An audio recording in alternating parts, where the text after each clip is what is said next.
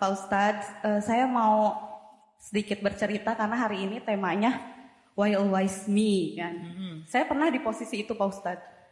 Kebetulan dulu saya tuh agak gemeter menikah muda. Alhamdulillah jodohnya Allah dekatkan waktu itu. Dan setelah menikah, alhamdulillah Allah kasih kemudahan saya langsung mengandung.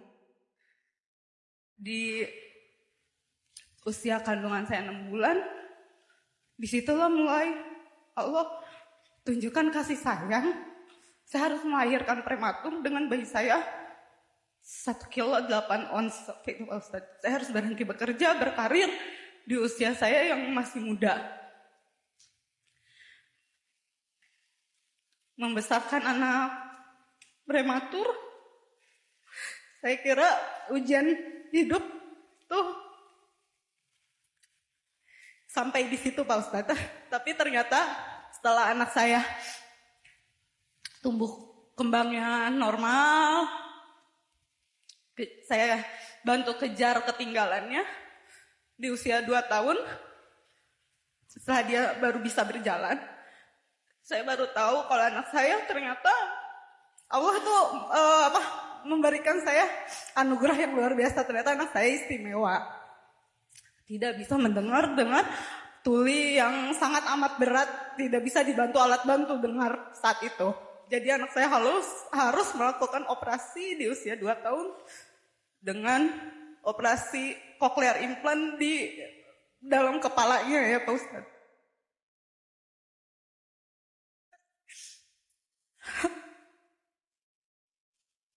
Anak sekecil itu 2 tahun Pak Ustadz, saya harus mengantarkan anak saya.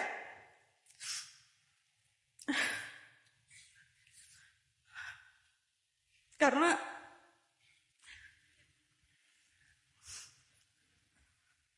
saya ingin anak saya merasakan yang saya rasakan, merasakan keramaian dunia. Dunia ini ramai. Saya ingin anak saya merasakan adanya suara hujan, mendengar saya memanggil namanya dan dia tahu namanya ketika saya panggil.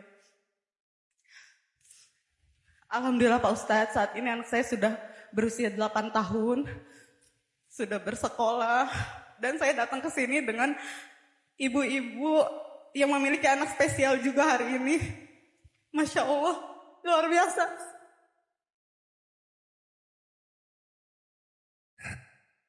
Kita dipertemukan di lingkungan yang positif, alhamdulillah, jadi bisa saling support sampai hari ini. Tapi Pak Ustadz, ada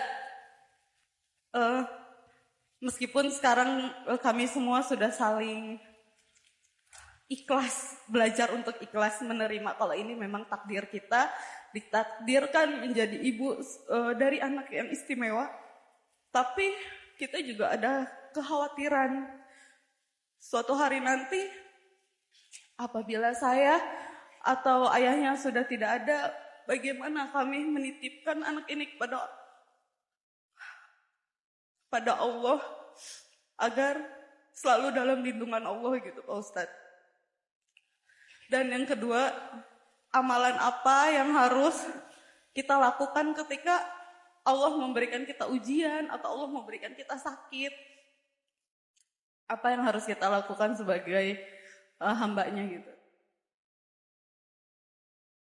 Di sekitar kita banyak juga orang yang diberikan ujian lebih berat dari kita, dan dia itu mungkin lebih istimewa dari kita, dan kita belajar dari dia sekaligus bersyukur karena kita jauh lebih mudah gitu. Dari satu sisi dia adalah inspirasi yang kita belajar darinya, sisi lain adalah kita juga bersyukur karena kita diberikan ujian yang lebih ringan. Mbak Lita hari ini udah ngajarin kita tentang syukur, ngajarin kita tentang sabar, ngajarin kita tentang inspirasi. Jadi Mbak Lita tanpa sadar udah dapat banyak kebaikan, pahala kalau gara-gara Mbak Lita kita jadi lebih sabar, lebih bersyukur lagi. Yang kedua, saya nggak diuji seberat Mbak Lita. Mbak Lita ini diujinya lebih berat, pastinya berarti lebih istimewa dari saya. Karena kalau kita mau menilai seseorang, salah satunya adalah lihatlah ujiannya. Kalau ujiannya berat berarti dia lebih mulia daripada kita. Jangan sampai ketika ada temennya dapat ujian kita bilang kena ain ya. Giliran dia dapat anugerah kita bilang istidraj. Kan lagi ramai tuh, ain istidraj, ain istidraj. Teman sakit dikit, kamu kena ain sih, terlalu narsis misalnya. Dia beli motor baru, kasihan ya dia istidraj. Enggak lah, kalau dia dapat anugerah berarti dia lagi dibalas atas ibadah-ibadah rahasianya mungkin oleh Allah. Kalau dia dapat ujian, berarti dia lagi diistimewakan. Kenapa nggak ngelihat dari angle itu aja? Karena kata Nabi ketika ada orang yang susah, kata Nabi, la ba'sa tahurun insyaallah. Itu penggugur dosa kata Nabi. Bukan malah diain-ainin gitu ya. Walaupun tetap ain itu hal yang perlu kita waspadai, tapi jangan jadi judgement ke orang lain. Jadi Mbak Lita ini menurut saya orang yang lebih mulia dari saya, makanya Allah kasih ujian yang lebih berat daripada saya.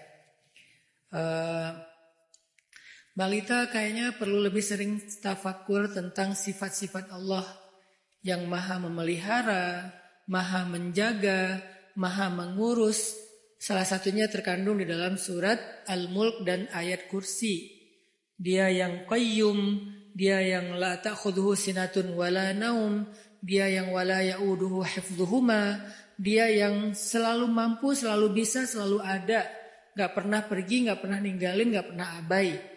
Nah itu ada di ayat kursi. Nanti di Al-Mulk Allah kasih contoh-contoh bagaimana Allah mengurus. Siapa yang ngasih kamu air?